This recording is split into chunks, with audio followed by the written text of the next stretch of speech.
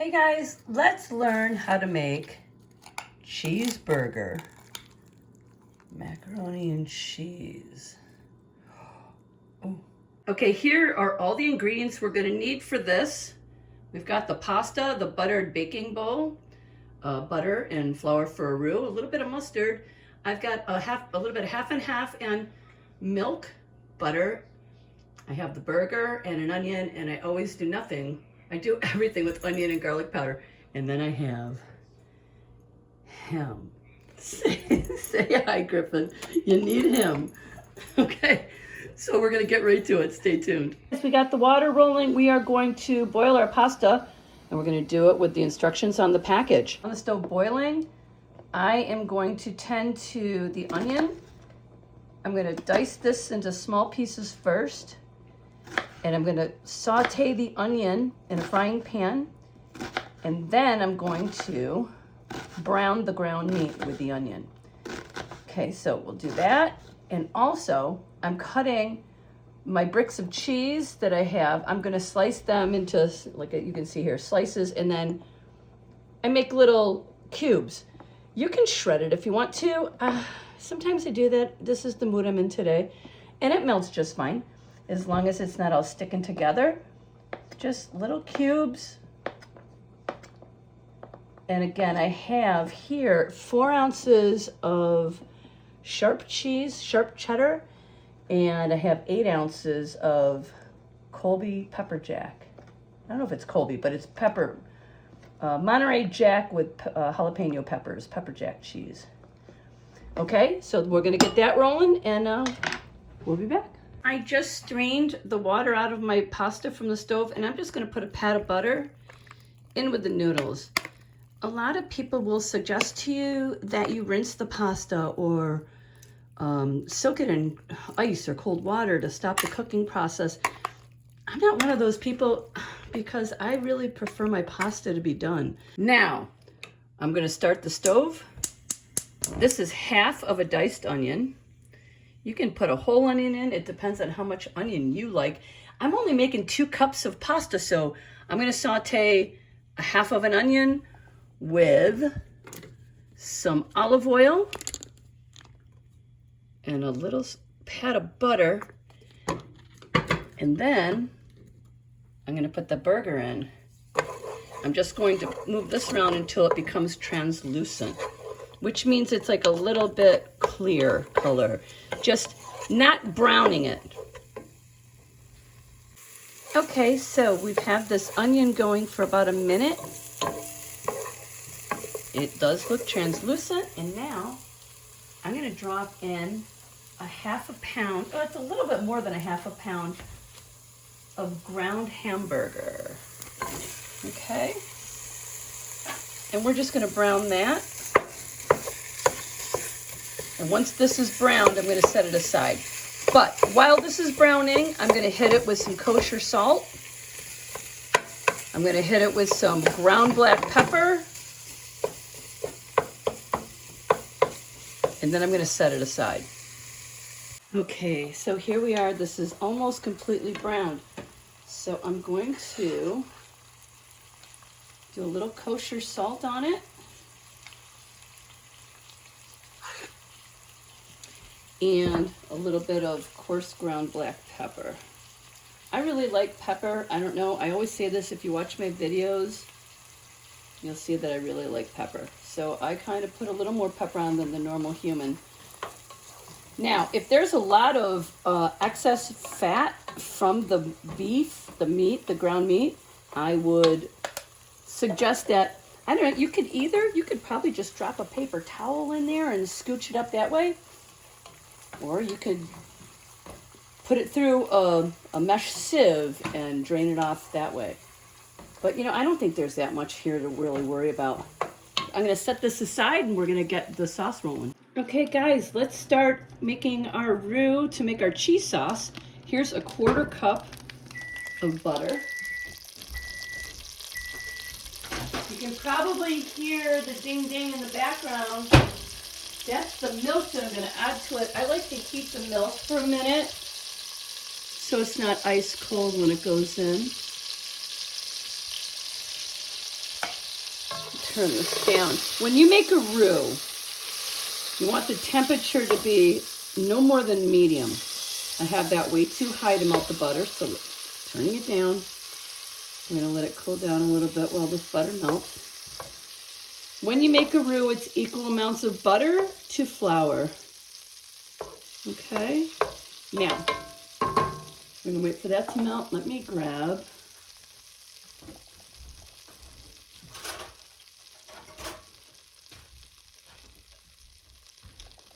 my whisk. Okay, so here we have, like I said, 1/4 cup of butter, 1/4 cup of flour. Medium heat, never any higher than a medium heat. It will burn. It will burn very quickly. Trust me. Trial and error will teach you that lesson. Okay, let this go at least a minute. I'll be back. Okay, so we have been stirring this for almost a minute. What you want to do is make sure that all of the flour is combined. You don't want it to be too hot. Just make sure it's combined well. And then you can slowly start adding your milk mixture. Now I have a little more than 2 cups. It's a 1/2 cup of what do I have in here? I have a 1/2 cup of half and half mixed with 2% milk. And it's a little bit more than 2 cups because I filled this 2-cup container as full as I could. Okay, and we're just gonna let this, see how thick it gets instantly? We're just gonna keep doing the mixing. We want it to be silky smooth. Okay, so I'm just gonna keep combining the milk little by little. I'll be right back.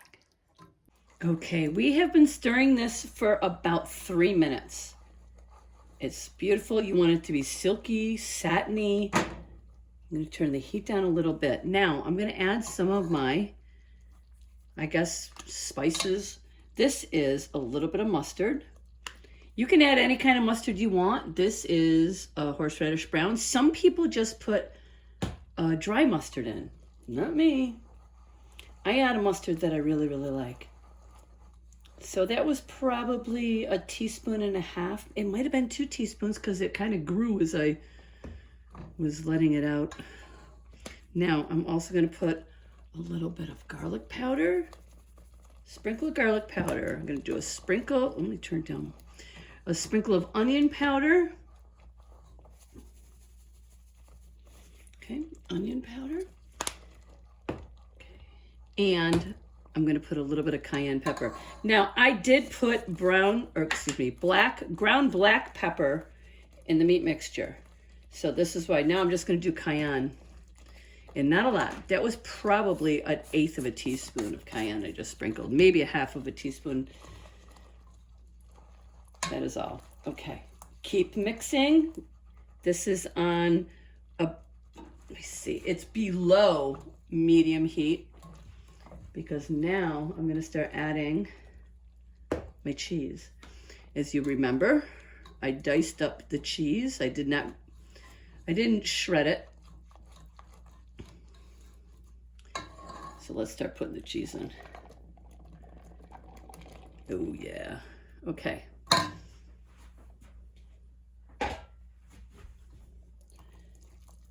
All right. And this is on, I'm turning this down even lower. So if you have numbers, I have a gas stove. I have this on a number 2, okay? Just to give you an example of how low I have it. So I'm just gonna let this melt. And then once it's all melted, I'm gonna add the pasta and the hamburger mixture back into this. And then we'll pour it into the casserole dish. All right, you guys, I just want to give you a look at the consistency. Can you see? It's beautiful. It's satiny. It is luxurious. So I'm going to take the whisk out. Let me get the cheese off the whisk. I still have this on a number 2, which is really low, a very low heat. I'm now going to add in the cooked pasta. If you remember, I put a little bit of butter in there, so see, it doesn't stick together. I'm going to add in the hamburger and onion mixture that I took as much fat out of as I could possibly get out. We're going to combine this. Oh my goodness. All right, so we're going to combine this. Now, there's more that I want to tell you. I am going to make a little bit of a breadcrumb topping. So right here in this bowl, I put, it's like a tablespoon and a half of butter. I'm going to melt that in the microwave. And then I have one cup of breadcrumbs. And it's a little less. But it's a panko with Italian seasoning. So I'll come back and show you what that looks like when I add that to the melted butter. We're just going to continue to mix this cheese mixture up because it's yummy. Start your oven at 350 degrees and get that preheated. All right, guys, just took that butter out of the microwave. See, it's like a tablespoon and a half. Now the panko breadcrumbs, just going to add that and I'm going to stir it with a fork. This is what I added, seasoned Italian panko. Okay, just going to fluff it with a fork and then that'll be ready to roll once I pour that mixture into the bowl. We're going to add the pasta mixture into the casserole dish. If there is any other spice or ingredient or something that you can think of that you want to add, now's the time. For me, I've got everything in here I want. So now I'm going to dump it. Oh, look at that, it's perfect. It's a perfect amount. Okay, we kind of mishmash that around, get it all in there nicely. And I'm going to just spread the breadcrumbs around on top. So like I said, it was like a tablespoon and a half of butter with the panko breadcrumb. It's quite a bit, actually. I may have done a little bit more breadcrumb than it's necessary to have. So here, let me just dump it and spread it around. Okay, and now I'm going to throw it in the 350 degree oven. It just came up to temperature. And I'm going to bake this. I'm going to bake this for about 45 minutes. Doesn't need to be baked that long. The reason I'm going to do it that long is I like the top crust to get brown. The pasta's cooked, the hamburger's cooked, everything's cooked. So you could eat this right now if you wanted to. But I'm putting that in the oven. It's ready to go in the oven. And I'm putting this on a sheet pan just because there's been times things have leaked over and I don't want it to leak over. So here it goes in the oven. And I'm going to put it in at 45 minutes. Okay, let's bring her out of the oven. Cheeseburger, macaroni and cheese.